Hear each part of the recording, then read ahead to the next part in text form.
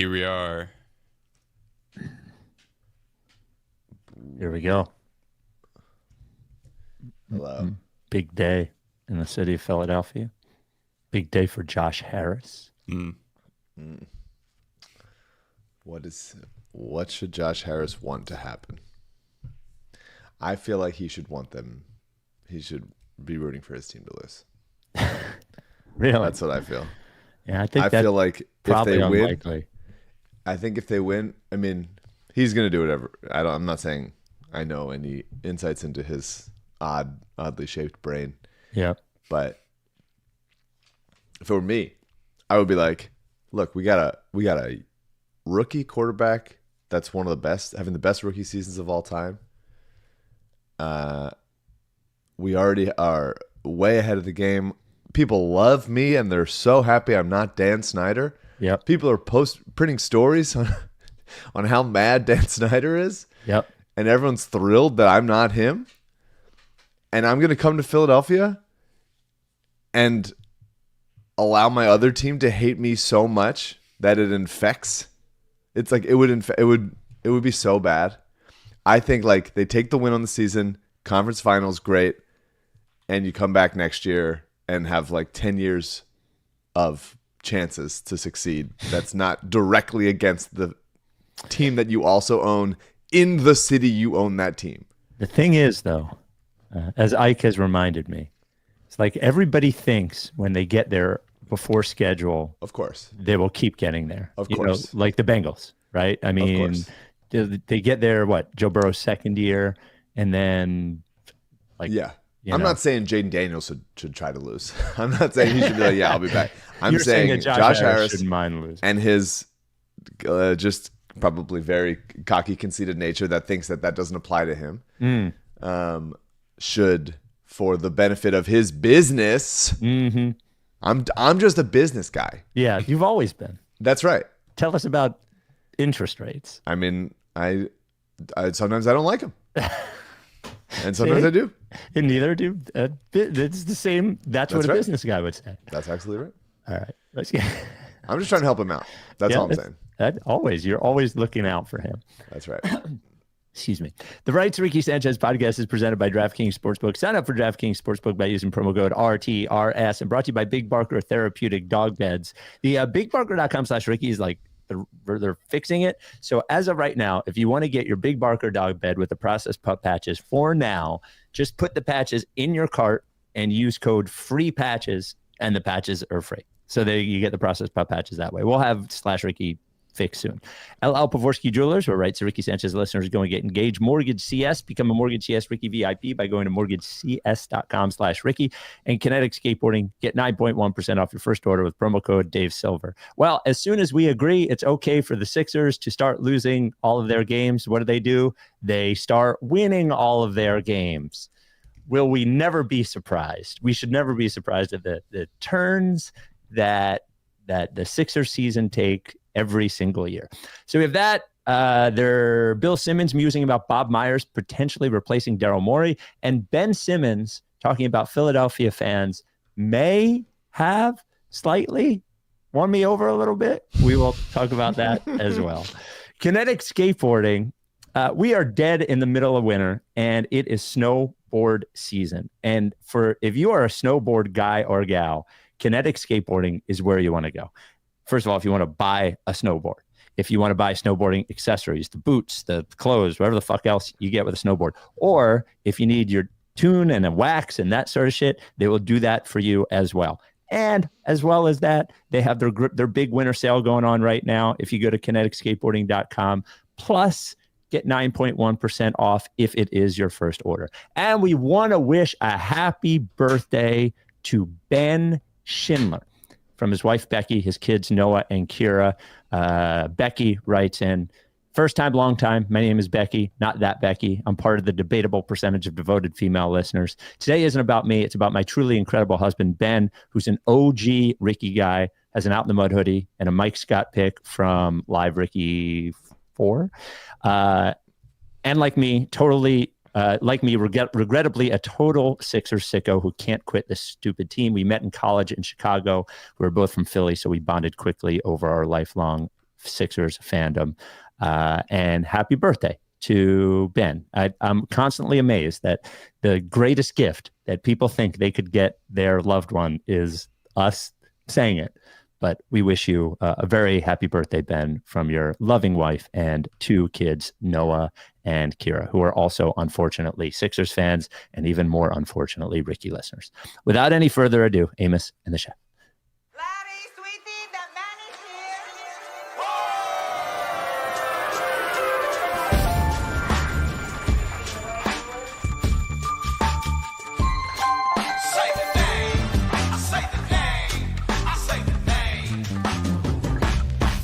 We were right, y'all. We were right. Even when it went wrong, we were right. We was right, y'all. We were right. So say the name. Say the name. We were right, y'all. We were right. Even when it went wrong, we were right. We were right, y'all. We were right. So say the name. Say the name. Say the name.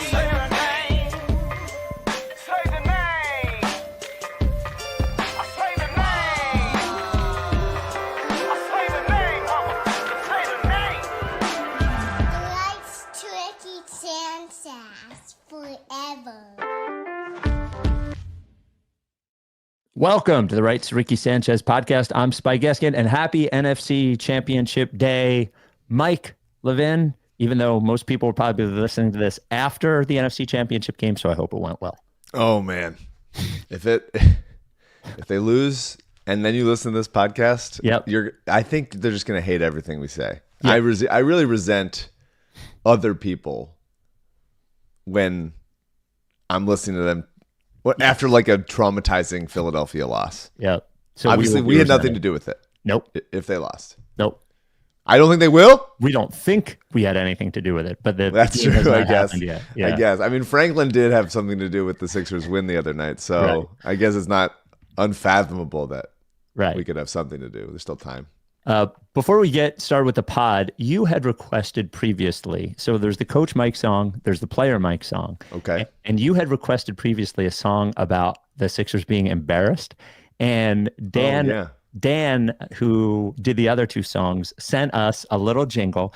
Now I want to Dan is a real musician, and you can find the rest of his music at Dan is a terrible website because I have to spell it out, but it's ek2.com, EKTTU.com. There's 2 T's. Dan does something nice for us, and you just talk about his terrible website. Well, the website's great. I'm just saying you want to make it easy to find, whatever. But here is, when you need it, Mike, the embarrassed song. They should be embarrassed. Gross. I'm embarrassed. It's egregious. Pathetic. Embarrassing. Awful. It's really, really bad. It's so frustrating. Everybody should be a little embarrassed. There you go. A delight. I like that I like that it's like kind of uniform. There's the theme to all of the jingles. Yes. It is nice to have that. Thank you, Dan. So the Sixers come out, we do the pod, we're just like, hey, like, look, root however you want, but like, it's okay if they lose. Love to get that pick. I was more strong worded than that. Yes, you were. It was funny. AU wrote an article. He didn't even listen to the last pod, and he accused me of telling people they should feel bad if the Sixers win. And I texted him. I'm like, AU, I didn't say that at all. In fact, Mike is a little harsher than I think I am. Yeah, so I said seek help. I said that they should seek help if they were still rooting for not rooting for the Sixers to win a game here and there, but still invested in this season, invested in the season, like turning around. Yes. So, well, the Sixers gave us middle fingers, all of them, and those dumb motherfuckers. They beat the Cleveland Cavaliers, the team that is the number 1 seed in the Eastern Conference, and then win back-to-back games. Back-to-back nights in Chicago, even with Paul George leaving with a jammed finger in the second quarter. We'll get to that in a moment. But boy, the Sixers just, I don't know. This almost worked out so perfectly because I watched neither game live, so let's establish that. It really colors the experience. Mm-hmm. This almost worked perfectly because the way that the team was near implosion after the Denver game, and that being 7 losses in a row, was becoming a little dangerous, let's say. Mm-hmm. And so to beat the Cavs, after that showing like way more energy and investment, like I think that saved things from going too bad in a demonstrably Really maybe franchise altering way. Like you don't want to have to deal with a 26 game losing streak the way that we have done before. Yeah. So they can lose 7 in a row and then win one and then lose 7 in a row and then win one, especially against the Cavs. Like I'd rather beat an elite team like Cleveland, like Boston on Christmas, and then go like, look at that. Like they still have it in them, but they are going to still lose enough games because that's ridiculous. And then all of a sudden Paul George plays in the back-to-back. I'm like annoyed by that, annoyed by it. And then they win this game. It was so close to having perfect because then Paul George goes out with a pinky injury, and I was like, "Oh, perfect! That is the exact injury I would like want." I was saying like tonsillitis, yeah, but like pinky injury is right there, perfect. He's out for 3 months with a pinky injury. Then they are doing pinky reconstruction surgery on it. Nobody's gonna ask questions. See you later. They lose this game, and then they fucking win it without him, and that really bothers me because the Bulls are one spot ahead of them in the playoff standings. The Bulls are currently the 10 seed, and now they can convince themselves with like a week and a half before the goddamn trade deadline that there's still a chance to do something this season. And I resent it. And I resent AU for writing that article. Yeah, I'm more like, I'm cool with however it goes. I think I agree with you that them investing assets at the deadline to make something out of this season, unless the trade helps them in progressive seasons, seems crazy. Though I do have a potential trade for you that I think might make you quit the podcast later on. I'm prepared to do that. I'm always prepared to do that. Yep. For years you have been. Ready to go. I thought it was, which game? I watched the Cavs game live and I watched the Bulls game this morning. And it was funny. I was looking at the score last night. I was watching a movie with my wife, but I was looking at the score last night of the Bulls game. And there was a point, and when I watched it this morning, I saw it. There was a point at which it seemed like, okay, valiant effort, they're going to lose. I think it was in the third quarter or something where the Bulls started to pull away a little bit. Yeah. I was like, oh, here we go. Lose second end of the back-to-back, especially without Paul George. It makes sense. But this is where they are. I don't like, it's going to be what it is. It's going to be very hard for them to like try to lose or whatever. They do have 2 all-star level players. It wouldn't be hard for them to try to lose. It wouldn't. But it just wouldn't. Guys. They would you sit guys. You just sit them down. Guys loves to sit. It's such a comfortable position. Let them recline. Get them lazy boys. They'll enjoy sitting as much as anyone. And with Caleb Martin and KJ Martin seemingly on the like their practice windows opening, it's just like, don't do this. Don't do this. You should be back this week, I think. Nick Nurse. Do not. It is going to torture people. Why are you just like setting them up to fucking be disappointed? I agree. If they make a trade that helps them next season as well, then I'm okay with it. I'm okay with going like, all right, we have to at least make it. We can't make it seem to Embiid, PG, and Maxey like we don't have. We're totally punting on the season when they're one game back of the play-in. Especially that energy that you're talking about, like that bad energy that you thought might happen. Yeah. They control that energy in a lot of ways. So we don't want them thinking that the team has fully given up on the year. You just want them to quietly sit out for an extended period of time because of very injured pinky and very sad pinkies. Yeah, I mean, This is annoying me. I'm annoyed. Yeah, I'm sorry. I'm annoyed. I mean, it's good to see Maxey loose again. I said it on the last podcast, but like he's just playing way more free and like happy and enjoyable. He's not trying to like force fouls because of some mandate, but he is playing upwards of 40 minutes a night. And like I just resent the team for being as bad as they were in the times that they shouldn't have been bad. And then now they're having to like do what they're doing now. It's like, it's despicable. Yeah. Anytime I say a new adjective, just add it to the jingle. would you say? They should be embarrassed. Gross. I'm embarrassed. It's egregious. Pathetic. Embarrassing. Awful. It's really, really bad. So frustrating. Everybody should be a little embarrassed. It's not embarrassing though. It was embarrassing to lose those, like, back to in the beginning. We didn't really. Can I tell you? I went through the teams. Losing to New Orleans. Yes, that one was embarrassing. Coughing the game up to Sacramento. That was embarrassing. Yeah. You know, and then some earlier season bullshit. Obviously, starting 3-14. When you look at the teams they've lost to, given how I'm not excusing it, but given like Detroit ended up better than we thought they were, like they're a playoff team as of the moment. So when you look at who they lost to, they've only had a couple of embarrassing losses to embarrassing teams, I would say. But yes, starting 3-14, regardless of who you lost to, is pretty embarrassing. 3-14, yeah, they were. So Paul George had his best game as a Sixer. CJ was trying to send you something, bud, and I was seeing it, and I was being cool about it. Sorry. I was looking at the rundown, not at CJ. The Rights To Ricky Sanchez podcast is brought to you by Big Barker Therapeutic Dog Beds. Boy, we love Big Barker. Got this email from Mark. I've been listening to your ads for Big Barker Dog Beds for nearly a decade now, and I finally took the plunge. Our miniature schnauzer Roro, short for Rochelle of Seinfeld fame, has slept in the bed with us for most of her 11 years, but she's recently started to prefer her own independence. While she most frequently nestles into her perch above the top couch cushion, I'll often find her sprawled out on the hardwood floor. Both concerned about her aging joints and mindful of your constant refrain that if you don't get your dog a Big Barker, you don't love your dog, I had no other choice. And I saw pictures of Roro looking cute on the Big Barker. It's true. You have two jobs as a pet parent. To keep your dog happy, keep your dog healthy, and Big Barker will certainly do the healthy thing.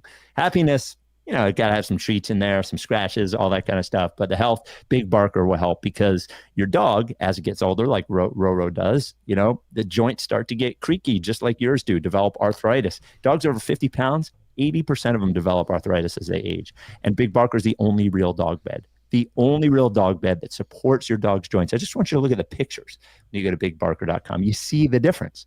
Like when you sleep on your mattress, that mattress doesn't like squash all the way to the ground like a lot of dog beds do. No, support your joints.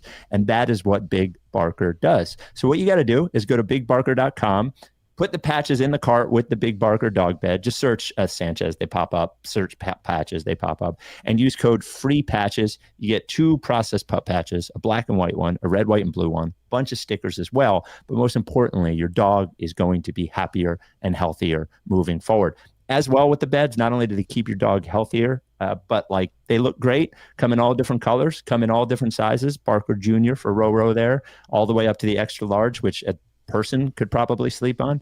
It lasts forever, come in different configurations, headrest, no headrest, whatever. I suggest you try it. My 2 dogs sleep on Big Barkers. Rebel and Scotchy both sleep on their own Big Barkers.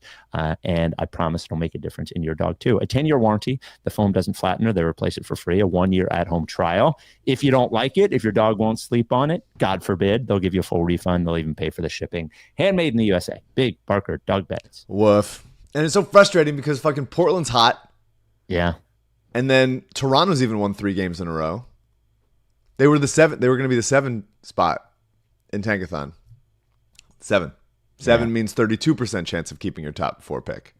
And then if you can get to 6, then you keep the pick even if just nobody jumps you. And now Embiid reevaluated, I assume, in the coming days for his return. It was 7 to 10 days reevaluation. Now, I assume he's been off the leg for that entire time. So even if they give him the go, he'd probably be 2 games away from even coming back. What do you? Okay, just about this is me going to gameplay. The Paul George, not only a good game against the Cavs, but good in the fourth quarter. And then I actually thought I think he had 7 points in the first 5 minutes of the Bulls game, but was getting to the rim and looked a nice dunk, more aggressive. Yeah, I don't know, is nice to see. I mean, his stats since Embiid has gone down for good. The usage has gone up, I think, to almost 30%. The points per game have gone up to, I think, 23. It's averaging like 23, 7, and 4, something like that. So I don't know. It was a sign of life from Paul George, who we've been making excuses for the entire season. I just don't have concerns with Paul. I mean, he's gonna keep getting older or whatever. So the wasting a season of his career is not great. But I just think he's a good player, and when Maxey and McCain and Embiid are healthy, he's not going to be the Indiana Paul George, but he'll be a very, very helpful player. The frustrating thing with PG, and you saw it in the Cavs game, was like some truly baffling passing decisions. They're Danny's. It's unbelievable. 6 turnovers in that Cavs game, and almost all of them were just him like foisting the ball upon the other team. Like, it was very odd. So that's gonna happening, and it did happen a couple times earlier in the season when I was invested in the game's outcome. But that happening in like a playoff race or a playoff game would have been frustrating, and probably will be frustrating in years to come. Yep. But he's good. I'm just not concerned about him. Yeah, I agree. I think largely the frustration from him is twofold. One comes from the overall frustration for the season. Yes. And I think 2, probably a misinterpretation of what people thought they were getting. Sure. Right. Yabusele, well, I don't know whether to talk about Yabusele or Kelly Oubre had 2 great games, honestly. He's the best, dude. He's been great all year. His finishing through contact has been awesome. Yeah. And I don't think we have seen the bad Kelly Oubre for more than a minute or 2 all season. Like the guy that we heard about, saw flashes of last year. I don't think we've seen that really at all this year. He seems to have really settled into what he is supposed to be. He's been great, dude. He's just a really, really, really nice, good player, and his 3-point shooting has been better lately, but has not been great this season. I do think it's partly because of spacing and all that stuff. If Embiid's there, I think he gets way more open looks, that kind of deal. But he's also only an okay 3-point shooter. Yeah, but I believed in it this year with the wildly open looks that he was going to have. Right. But yeah, I mean, I've always, since he got here, I've really liked what he brought to the team. Maxey in a post-game quote said, to Sixers Adam actually said that he thinks Kelly found a home here, which is really nice. Mm-hmm. It's nice to see him, like he gets the crowd going more than most. It's like him and Yabu now. Yeah. And he's been playing excellent basketball and rebounding the shit out of the ball, which the team has needed, because as good as Gershon has been, he's still not like a clean up the boards type of guy on the defensive end.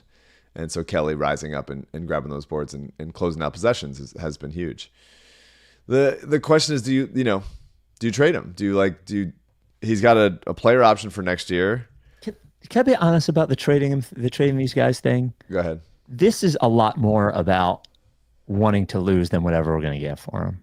Because Kelly Oubre and Gershon Yabusele are 2nd-round pick trades. Like, I mean, truly, I think it's more about making it more difficult to win at this point and getting more time for maybe like a Justin Edwards or something who's playing a lot anyway, than it is about what they're going to get. It just seems like the overpaying in draft picks thing is on pause right now. Mm-hmm. I don't know. I just like the idea of trading Yabusele and losing the opportunity to find a way to work out a deal with him, and the idea of trading Kelly Oubre, if you really do believe in next season, if you've convinced yourself that like there's still a possibility of next season. Yeah. I don't know. I'm going back. I'm not saying I'm out on it. I just I go back and forth on like, what is their value anyway, really? Well, yeah. So I think that these are all fluid questions that we don't know the answer to, right? So if Daryl is speaking to agents and players and getting a sense of it, and it's like, okay, Kelly would pick up his player option next year, if you know that he would do it.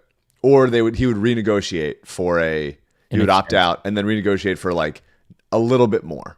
Like instead of 8.3, he'll renegotiate for like 10. for like a two years, $10 million or 2 years, $20 million contract with like a player option or something like that.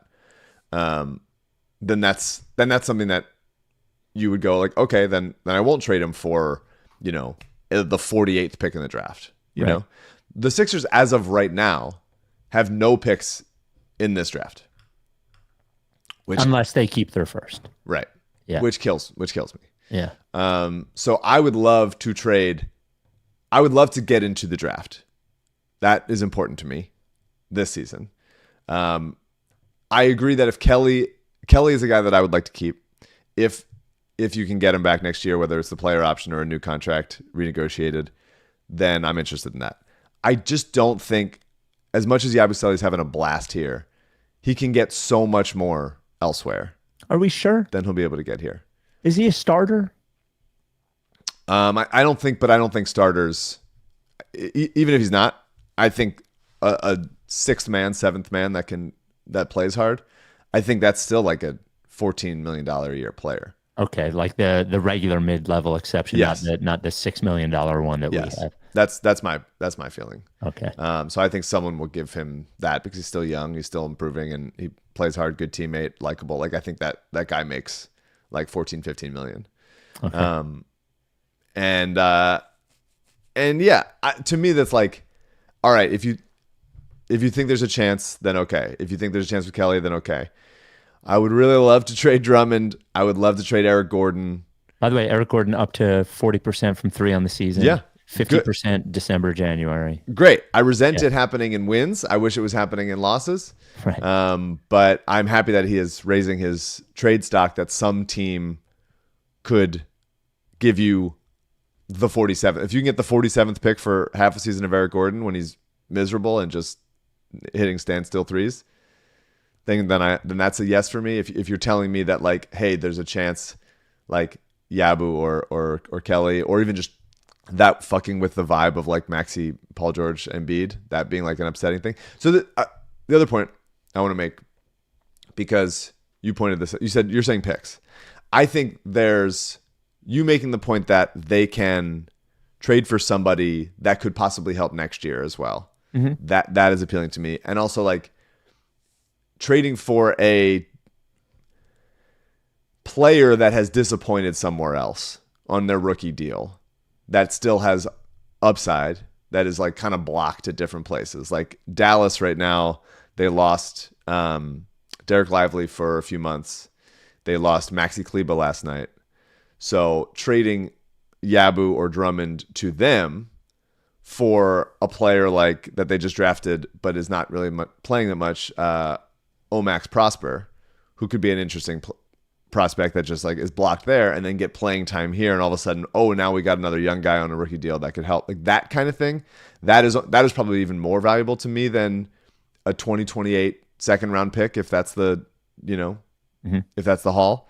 I would like to get into this draft class, as I've said, but yeah, it just depends. It just depends what those conversations are with the players, and then what those conversations are with the league of who's becoming available for which guys. Drummond and Eric Gordon, I would have no problem just moving. Please God, move them. If you're telling me that there's future for the other two, then I could be amenable to that. Can I tell you about my trade proposition that's going to make you vomit? Let's hear it. I've been thinking about it for weeks, and finally watching the game this morning. So like, do you know I don't like this guy, or this will make you sick in a number of different ways. Okay, let's hear it. Okay.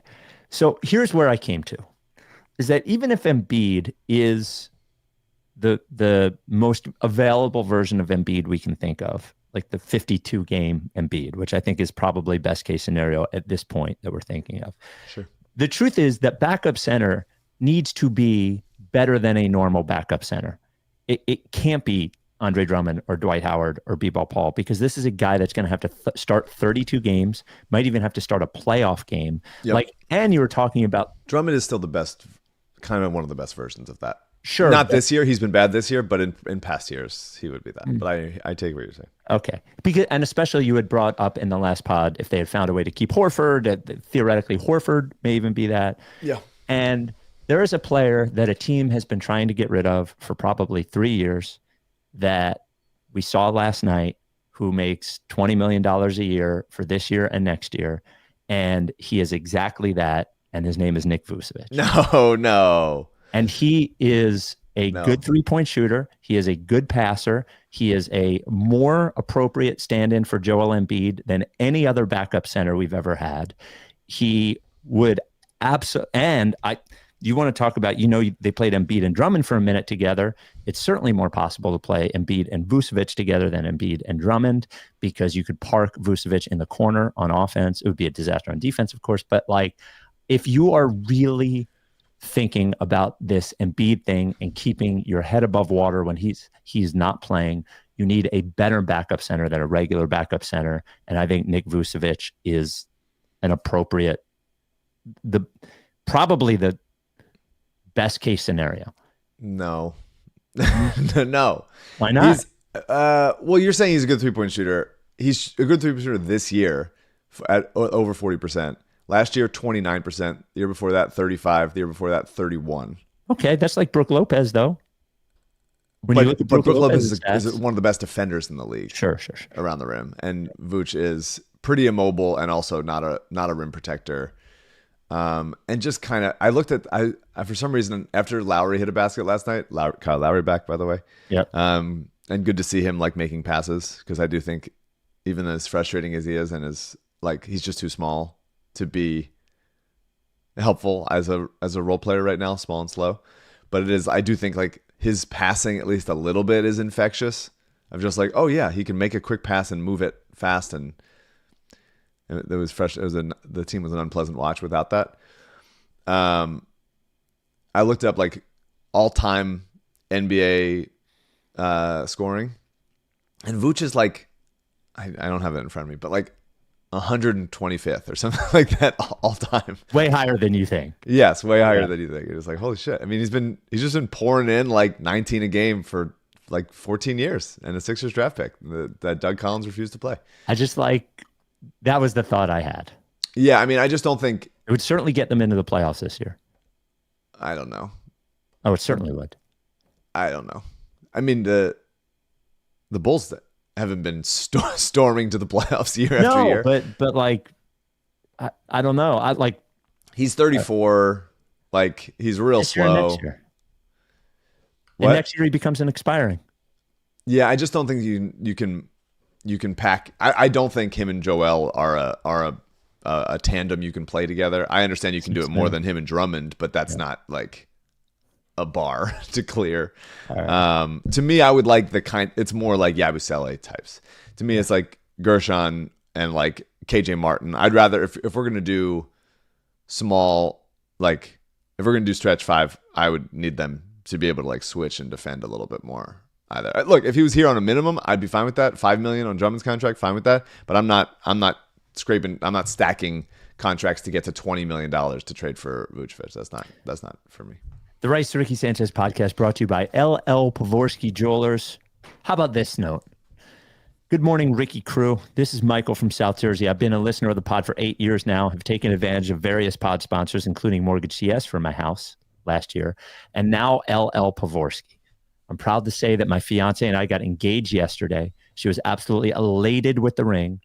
LL and I exchanged many emails, and he answered all of my questions, assured me the ring would be beautiful, and it is. He is a true professional and passionate about his work. He'll be my jeweler for life. He also sent a Bark in the Park shirt and some small items to go along with the ring. What a guy. We are both still in shock as we tell our friends and family, but I was equally as excited to let the Rights to Ricky Sanchez community know about our engagement. I think he's number 419. Also, funny enough, we are neighbors here in South Jersey, as we figured out via Zoom that we only live 1 mile from each other.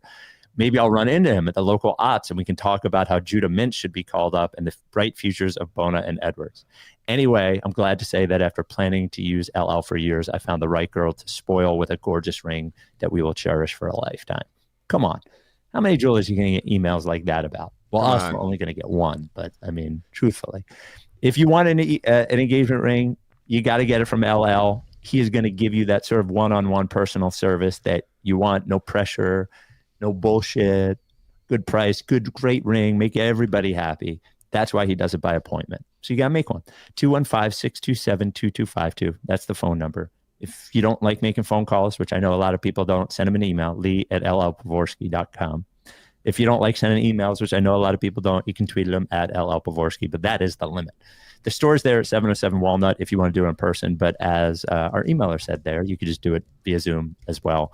He is a generous supporter of our charities, Providence Animal Center and Mama T's Community Fridge. LL Pavorsky Jewelers. Would dutifully lose on purpose if you asked him to. Quick Sixers, I was looking up hustle. Wait, before we get to the Ben Simmons thing. Yeah, well, I had one more gameplay thing. Okay, game, good. I was just looking up hustle stats, and amazing. Sixers, number 3 in deflections. Great hustle stat. Sixers, number 5 in loose balls recovered. Amazing. Sixers. That's inexplicable to me. 30th, dead last in the league in shots contested. How do you resolve those things? Do you want to know how? Yeah. It's Nick is sending help. Okay. Yeah, okay. Right. Which occasionally amounts to deflections. Right. And then when you don't deflect, you give up wide open shot. threes. Yeah. And then you're playing zone a lot. Nick pressing his big red zone button in his pocket. And there's just so many holes in that zone. And they can get up shots. But, the Bulls scored 14 points in the fourth quarter last night. I think it was mostly because of missing shots, but it's nice to see, like, I don't know. I'm as frustrated as I am with that loss, without those 2 wins back to back. I would have.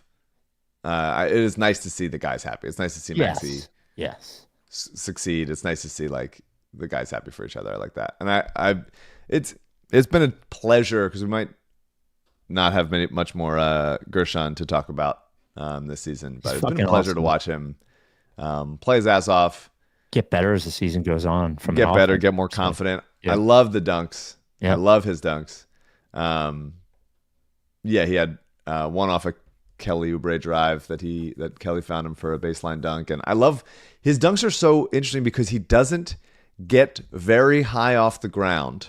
He still dunks hard and powerfully. And I want to give him credit for that. It's very unique. As many people sent to me, the Sixers finally executed a lob to Adem Bona. Yep. He was wide open. There was no help, no low man whatsoever. Maxey threw it up so tentatively, but it was a relatively normal alley-oop dunk to a rim-running 5. So thank you to Maxey. I'm sure Adem. Then the team was like stunned by it. Everybody was lost their mind like they've never done that before. Ricky Council hit a floater.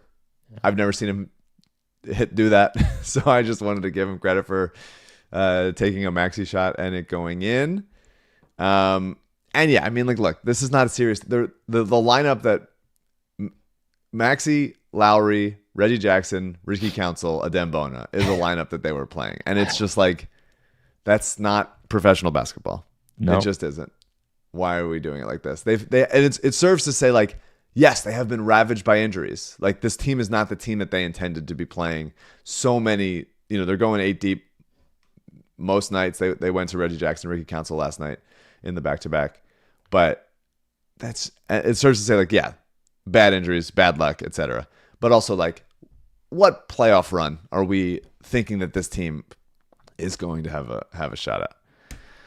I just wish it was. And AU being like, there's too many games left. Yeah. Shut up. Yeah. Shut up. AU's the last 2. I love him. You can subscribe to his writing. Get out of here. Rights to Ricky Sanchez.com. The last 2 articles have really been pretty intolerable, to be honest with you. It's like go read it. They're intolerable. Go read it. It's just like I just can't bring myself. It's like all right. Yeah. Like give yourself a gold fucking star. Right? Yeah, it's a little pearl clutching for me. Oh, I'm so impressed with your moral code. Thank you. Yes. Yeah. Speaking of moral code, yes. We should talk for a second about Franklin's defense. Oh, it was incredible. How was he allowed to do that? There's no way the Sixers haven't gotten a note from the league saying your mascot can't be 3 inches away from a guy inbounding a ball. It looked. I would like to have seen a different angle on it because from the hard cam, it looked like he was like rubbing his shoulders at one point, like rubbing Ty Jerome's shoulders. He was and acting like he was, but he was. Yeah. Well, no, because then they called a timeout, and then it was like, okay, now there's a little bit more space between them. But like, how far? What is the distance on the camera side? Well, there can't be that much distance, by the way, because the distance between the inbounder and the courtside seat is no more than 5 feet. So like he couldn't be that far from him. Is he? I think he might be standing on a chair or seat. 2 chairs. Yeah, but look at how close he is. He's right there. It looks like he's photoshopped in. It definitely. Like, how does the ref not go, hey, you know, like, enough? It's remarkable. And then, so here's the next one. And he's still right there. And right now he's like, okay, that's fine. That's like Fanatic distance away. Yeah. Whatever. Doing the Fanatic, like magic fingers. He's doing the Fanatic, yes. Yeah. Which I like, and I like in general. But now, look how close the ball is to his hands. Yeah, I mean, knock it down, Franklin. Oh, goodness gracious. It's really, I thought that was insane. I thought that was insane that the refs didn't do anything about it. So Ben Simmons was on The Young Man in the Three. Oh, my God. Which has gone from JJ Redick and Tommy Alter's podcast to Tommy Alter's podcast. To just Tommy, who, by the way, where was Tommy? Do you want to put that up first? Or I have it in the rundown for after this. Here we go. Okay. Tommy here we go. Well, it's football day. In the booth, in the suite with Taylor Swift. And Caitlin Clark. That's right. There he is. What are you doing there? Yep. At the Chiefs game last week. Why, dude? You don't have to let him in. Yep. You don't.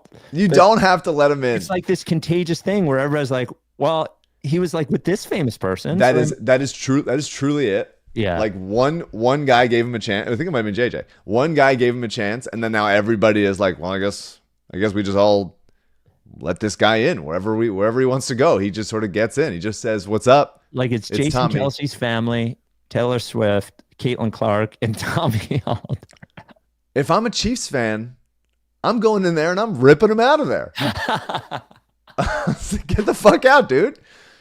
What are you doing here? So, has he ever watched a game on television? Does he know they air? No, he doesn't even like football. Unbelievable. This kind of guy kills me, dude. This kind of guy kills me. Well, they exist in your world and in the professional sports world. Like that's where those guys bounce around. Yes. They and yes, there's probably a collection of like 25 of them, like and some of them end up being Tommy Alter and just being somebody that you know. Unbelievable. So Tommy Alter is now hosting this podcast somehow, and he had Ben Simmons on, and this was, I thought, an interesting clip, especially how Ben Simmons sounded to me, a person who has vowed to hate Ben Simmons for the rest of my life. Here's the clip. As you're sort of, reaching these different stages of your career, what are the things you kind of think about if you were to put like a capsule on it? Like for me, going to a city like Philadelphia was like, I'm from Melbourne, Australia, went to Louisiana, like completely different places. Like the fans, like I didn't appreciate the fans enough. Like the fans of Philadelphia are incredible. Like you always want to play for a team that has a good fan base, whether they're booing or whatever.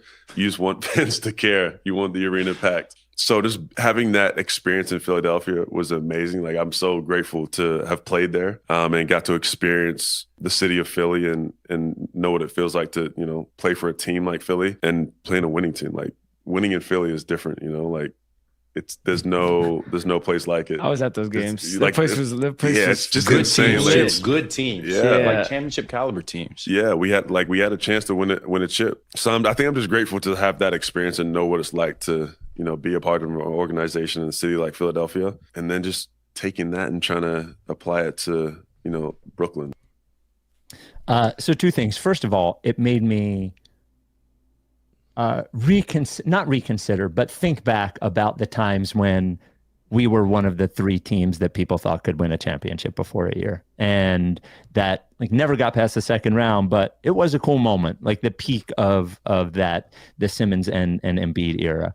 But the second thing is like, so he's older now, but he's also in a place where not only is Brooklyn bad, but nobody cares about the Nets in New York.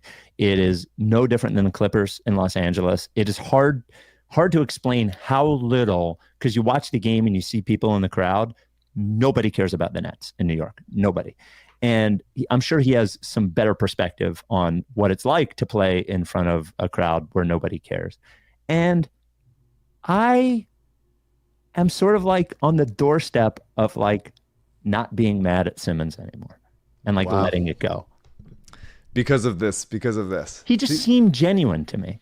So to me, that's very funny to me. It's a very like narcissistic Philadelphia fan to me of like, he said something nice about us. I'm back. He didn't appreciate it. I mean, but it's I don't know. It's funny for after years. Yeah. After years of you. It's a very funny. It's a I don't know. funny turn. I've seen him lie before. It didn't seem like he was lying. Well, so here's the frustrating thing to me in that. Yeah. And I understand that. I understand that there's an endearing level in it, and that's like him inching forward into saying something. But it is, once again, he does not take ownership of anything. That's true. He does not say, I should have appreciated the fans more. And it stops there. It doesn't like go, and that's why I sort of regret acting like in this way, or being so defensive when people would say like whatever. Like it never extends to, and here's how I should have changed my behavior. Mm-hmm. It's just, I should have appreciated the fans more because now I'm in Brooklyn and nobody gives a fuck. But can I just say this? Like you're correct about the Philly fans thing, but you always said about Bryce, he's pandering, but like who cares? Pander away. Yes, but Bryce is pandering while he's here. I know, but I think Simmons, I'm not going to argue for the forgiveness of Simmons. Let me be clear. But it serves no purpose to him now. Is what I would say. Sure. It's like it serves no purpose for him to like lie about this at this point. And I don't think he's lying. Yeah, I thought he was being genuine. I think he's being genuine, but he is still not evolved enough to apply it to like himself in a way that is actually materially introspective. Yep, I agree. You could go like, I actually should have done this thing differently. I was young and I got in my feelings, and now that I'm a worse basketball player, I didn't realize how good I had it, and I should have done this or that, and blah blah blah. Like, there's none of that. It's still fair. I don't think he's lying, but I also don't think he's saying. I think he's just like kind of annoyed to be playing for fans that are apathetic or not there. Yep. The Rights to Ricky Sanchez podcast brought to you by MortgageCS, your mortgage concierge service. Go to mortgagecs.com/Ricky to become a MortgageCS VIP. Treats all of our listeners the best. MortgageCS, as I'm learning now, as we are going through sort of like the beginnings of this process, and I've dealt with MortgageCS for my own personal mortgage loan. They're just fucking great. I've dealt with other mortgage brokers in the past, and while I wouldn't say anything bad about them, there is this sort of like hassled, like scattered way that most of them deal with you, right? Like you can't expect an email back when you email them. Like maybe you get an email back in the middle of the night at some point, or you email them at 2 p.m. You don't hear from them from a day, and the emails are always very short. And that's not the way MortgageCS is. Like every step of the way, they explain where you are, what you're doing, what might change in the future, what things are going on now, all in service of not only getting you the best rate for when you buy a home, but making sure you know what's going on, and they're there for you every step of the way. And it's really, really important because it's not easy to buy a house right now.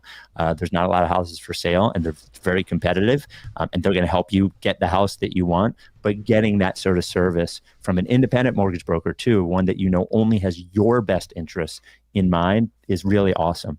As I mentioned, they're always available to you, so much so that this is Ben, the CEO's cell phone number, 267-391-7425.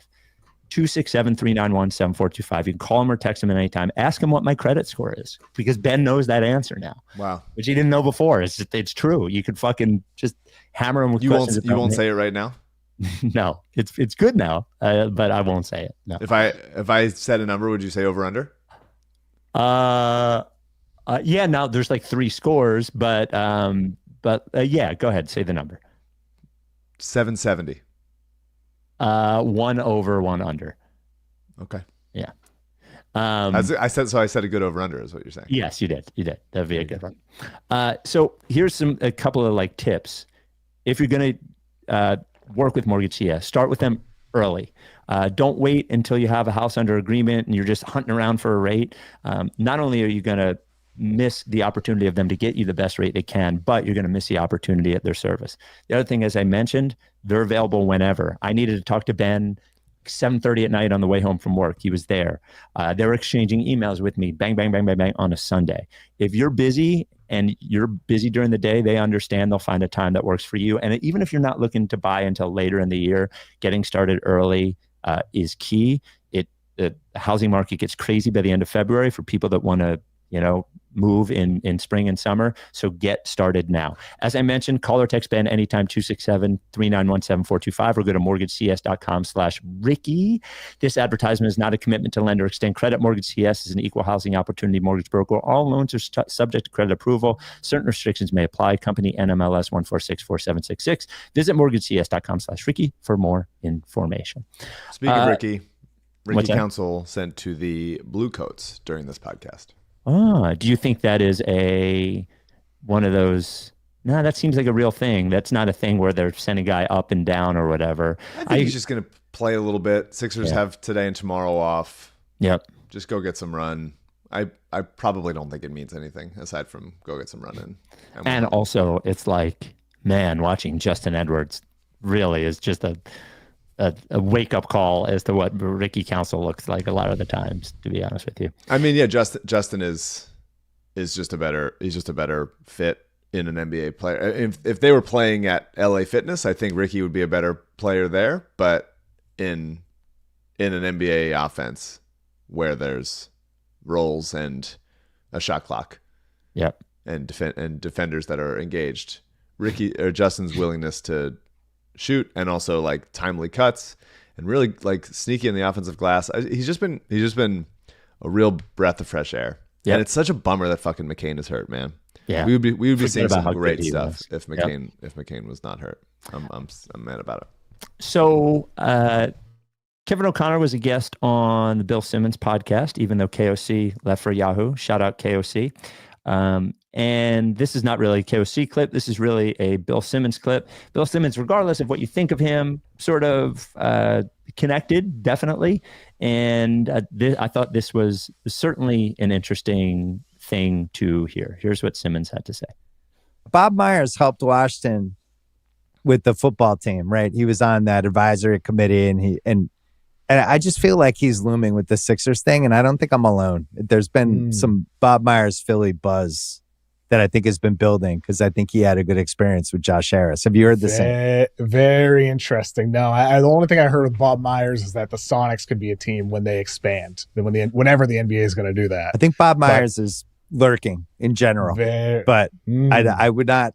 If there is a fall guy, which we talked about earlier, it's going to be Nick Nurse and Daryl Morey. Unfortunately, could be I think both. the fact that Bob Myers maybe it's both. One thing that Bob Myers does builds the culture. That's what he was famous for, the Warriors, and you bring him into Philly. So if it gets really bad, I just wouldn't be surprised.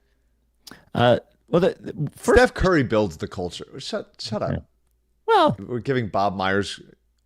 Well, I don't want to overstate the importance of what Bob Myers did, but like culture's important, and it comes from the top for sure. They contribute to it, but I think it's being gifted the like best culture superstar. Sure, ever. Yeah, I agree. Now, just two caveats to both of these things, to the discussion in general. First caveat is, and I don't know how much this is related, but something definitely happened between Daryl Morey and Bill Simmons a few years back. Morey used to be on there all the time, and he's never on there now.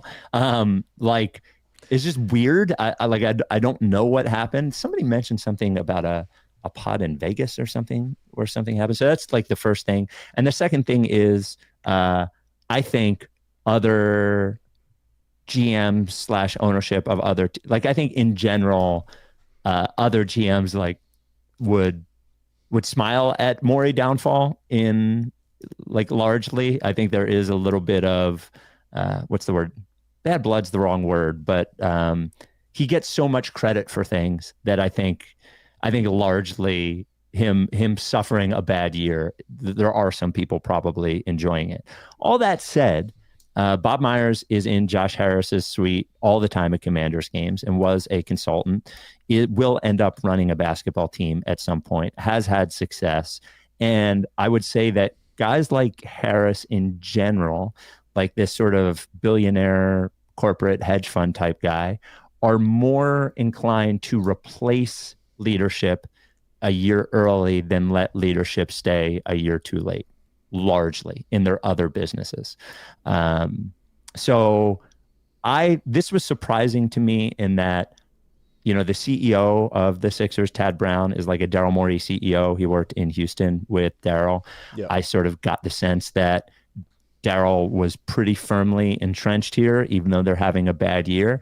And I sort of landed with this on, I would still be incredibly surprised if Daryl Morey was replaced on the Sixers after this year, but I would not be surprised if there was sort of like a Jerry Colangelo-esque gross consultant role for Bob Myers as a hedge for, if we want to fire this guy, there's somebody around.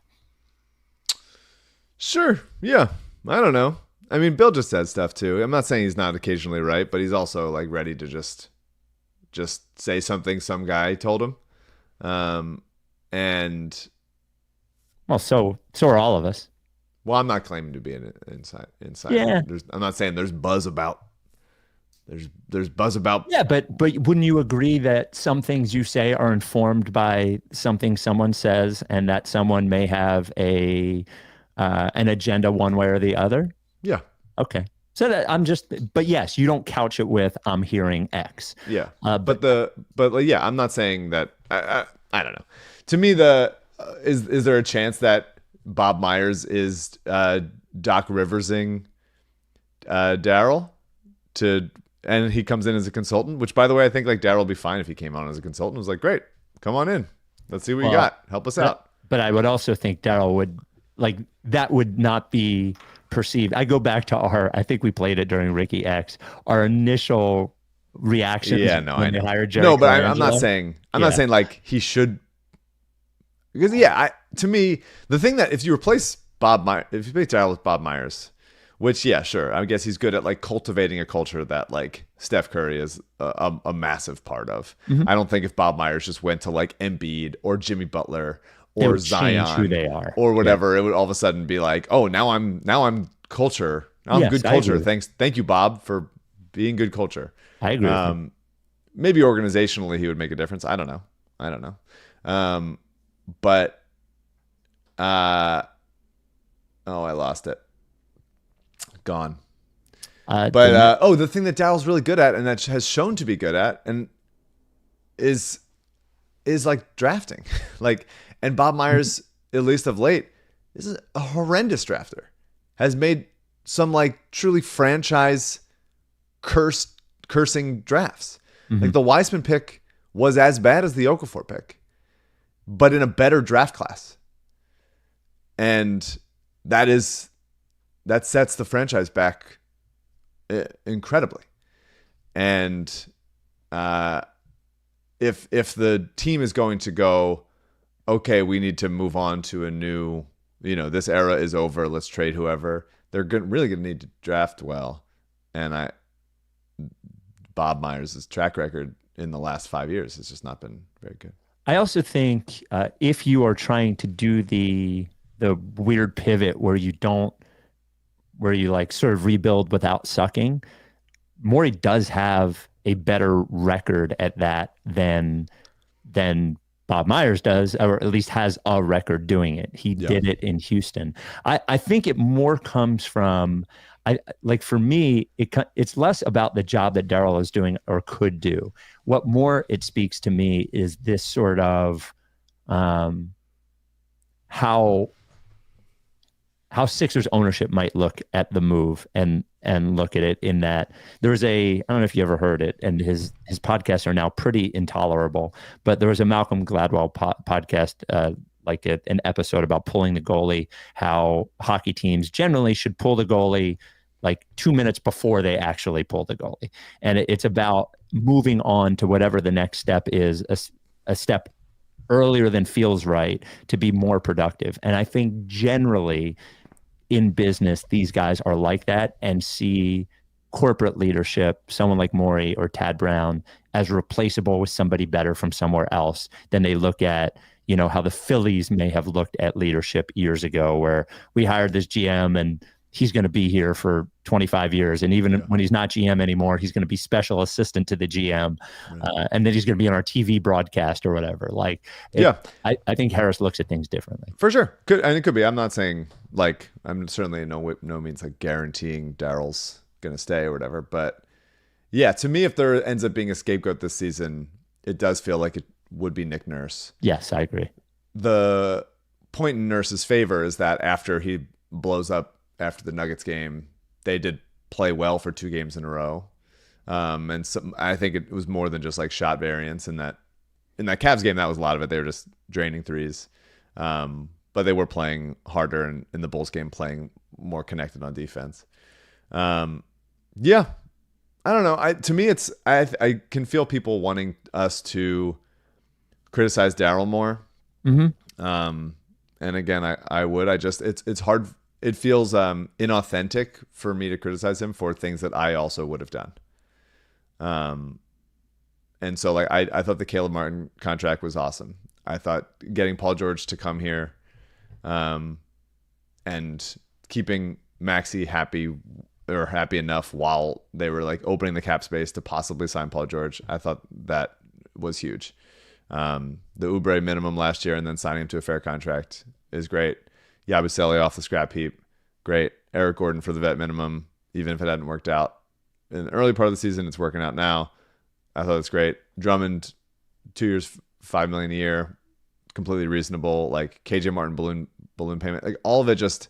Yeah, I think the one thing we've talked about, which I think we have a mild disagreement on, that is not affecting this season or next season, but could affect the outlook of the franchise, is the Embiid extension. Right. You know, that is and that right one now is the big question. Yes, right now that looks like, well, why'd you have to do that? You didn't have to do that, whatever. But to me, the doctors are saying, yeah, his knee looks like the same. Fine. It should heal fine in a way that like many other big guys with knee injuries kind of like manage it. And if that's what the doctors are saying, then I'm not going to be like, no, I have an intuition that it's not going to be fine and he's never going to look the same. And yeah, it's just that he was already under contract for 2 more years. For this year plus 2 more years.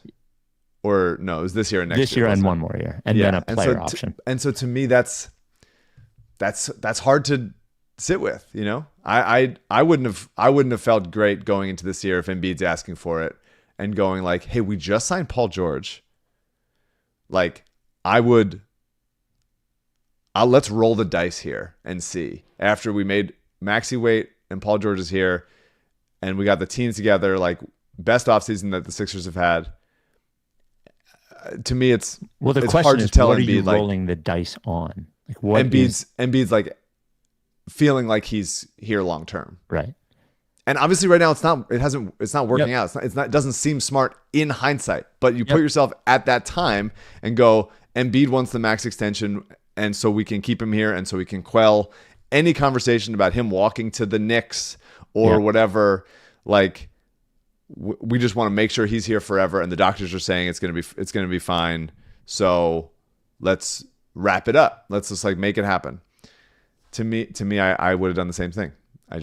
And it's not looking good now. I'm not saying it was smart to, but I would have been like, people get on Daryl for being like the cutthroat, anti-people guy. And I think that's a move he made to make Embiid feel like, hey, we want you here. We got no concerns. This is the team. You're the reason Paul George came here. We're going to reward you with the max extension. Like, here we go. And for it to have not worked is a massive bummer, but I have a tough time criticizing the moves that I also would have done. Yeah, I largely agree. And it is a mind-numbing conversation usually. Yeah. Just like, well, you didn't need to sign Paul George. Okay, well, then what would you do? Well, sign someone younger and better. It's like, oh, great plan. Yes. Absolutely. There's stuff at the margins that I would have changed. Thought of that. Yeah, as we've talked about, like different guys I would have signed, guys I would have not signed for all the old guys that are currently on the roster that don't need to be here. But that's like really quibbling. And the issues is that Joel's not healthy. Nick Nurse couldn't like create, use his like big creative brain to not start 3-14. If they don't start 3-14 and they go like 6-11. It's a very different conversation. And then right now, instead of being, what are they, 17-27, they're 20-24. That's a different conversation. Like we'd be like, okay, fine, yeah, but they didn't. So we are where we are. Yeah, right. Exactly. All right, I gotta go. We will. We play the Lakers next. Yeah. Yeah, still in the bad part. Lakers have been better lately. Lakers, Kings, Nuggets, Celtics. So yeah, as we lead up to the trade deadline. Yeah. All right, we'll talk to you next time. Are you done with TTP? Yeah. Bird's face. Oh, How about wow! that? You hear what he did there?